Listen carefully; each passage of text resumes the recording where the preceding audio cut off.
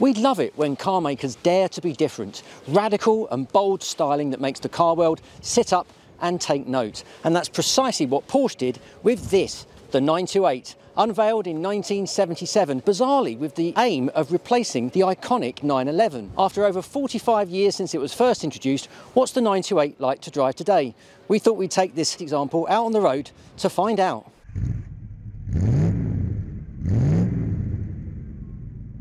But first, our friends at Lancaster Insurance are running monthly giveaways. You can win all sorts, from experience days to tools, restaurant vouchers and tech. So click the link below at the end of the video to enter their latest competition. It's hard to imagine it, but back in the early 1970s, the bigwigs at Porsche honestly thought that the 911, the iconic Porsche 911, had reached the end of its natural life.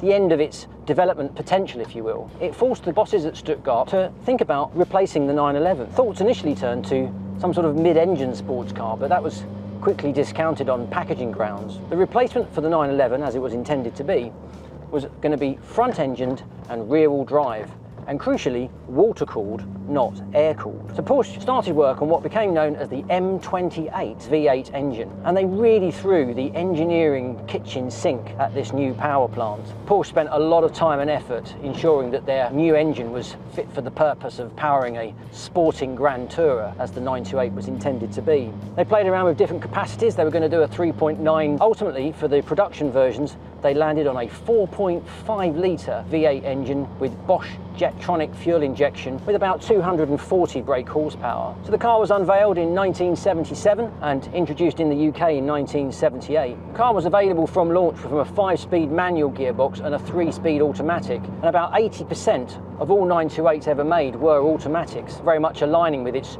grand touring intentions. That distinctive styling was the work of Porsche stylist Wolfgang Moebius, and what a shape it is. Love it or hate it, and for the record, I love it. It's got that distinctive swooping shark nose and those iconic pop-up headlights, swooping slightly bulbous rear end, the glass area actually affords it quite a practical layout, quite a practical car, or certainly practical compared to the 911. The body structure is galvanized steel with aluminium bonnet, wings and doors, sturdy, tough construction ready to withstand the elements. The car was so good it attracted the attention of the Car of the Year jurors, and the 928 was awarded the Car of the Year in 1978. And from there, the car just steadily evolved in the best way that Porsche knows how, just steadily and incrementally improving the car. The 928S was introduced in 1979, put the 4.5 up to 4.7 litres V8, and power nudged up to 300 horsepower thanks to a higher compression ratio. The S2 model was introduced in 1984, and that gained even more power, and this time the 3-speed auto was replaced by a 4-speed auto. And there was also a new Bosch EZF ignition system. Come 1987, the 928 S4 model was introduced with a thoroughly re-engineered 5-litre double overhead camshaft V8 engine. This one now had 320 brake horsepower and benefited from larger air intakes, a completely redesigned cylinder head, new pistons and cam profiles, Brembo anti-lock brakes all round. In 1988, it benefited from an electronic diagnostic display, a real move to the future. And by 1989, the 928 GT was introduced, and that was the only model by then to have the 5-speed manual. All other models had the 4-speed auto. Come 1992, the GTS model, this time with a 5.4-litre V8 and some 350 brake horsepower. Pretty much the end of the significant development of the 928, and production quietly phased out in 1995, by which time just over 61,000 units had been produced. Quite a modest number in production terms, but what a car. What a car. I've always loved the 928. I had a scale model one as a kid, and I've always hankered after owning one. The current owner, Adam, has a gloss black one over in the US, as well as this Guards red one here in the UK, and is a true and true petrol head. But don't take my word for it. Let's listen to Adam now about how he got to own this fantastic 928. I acquired it from a gentleman in Leicester. He owned a van center. Sat at the van center for about a year, not moving. The gearbox had no fluid in it and it wasn't working. You couldn't drive it. Had it picked up by 928 specialists, and they brought it out to Gloucester. They did quite a bit. They had the engine out, everything from tires to brakes to new belts, fuel lines. You have to watch out on the fuel lines on these because quite a few 928s I understand have caught on fire. Well, in London it's tough because it's tough to get it to go 20 miles an hour. It wants to go a lot faster. So you're just kind of tapping on the gas. Out on the road, it handles great. There's a lot of power and it's a lot lighter than you think it would be. This is a 79. I have a 78. It's black with a blue and black Porsche interior. That one is my everyday car and I drive it every day and we've done a lot of work on it. There's a good community in Miami, different track groups like Vintage Vices and whatever, and groups that will go out on drives in South Florida, all over the place. So there's pretty much something to do every weekend in a Porsche. So, what's it like to drive? Well, the truth is every bit as glorious as you would expect a German engineered car from the 70s to be. It feels so solid, so well constructed. That 4.5 litre V8 engine just sounds glorious.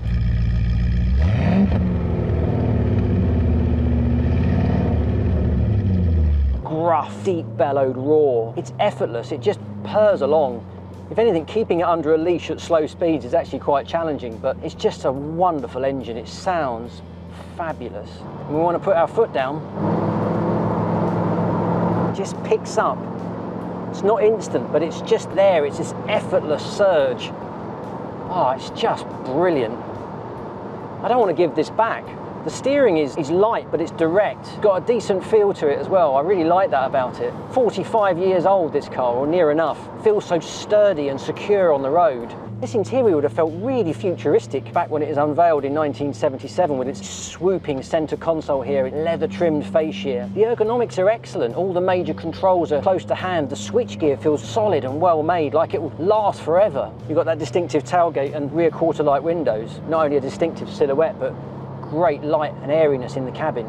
Certainly attracting a lot of admiring glances as well. You just don't see many 928s on the road, certainly not in here in the UK. I think it was around 4,000 928s got registered in the UK in the end.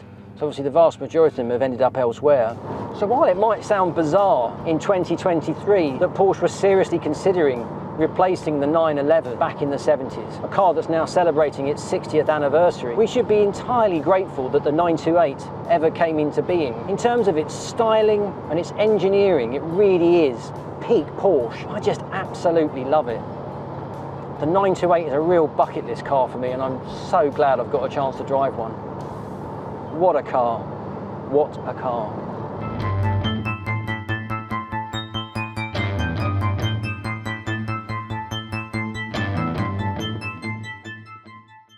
This video is proudly sponsored by Lancaster Insurance. Give them a call on 01480 400 889 for an insurance quote on your classic car. And don't forget to click the link below to enter their latest competition.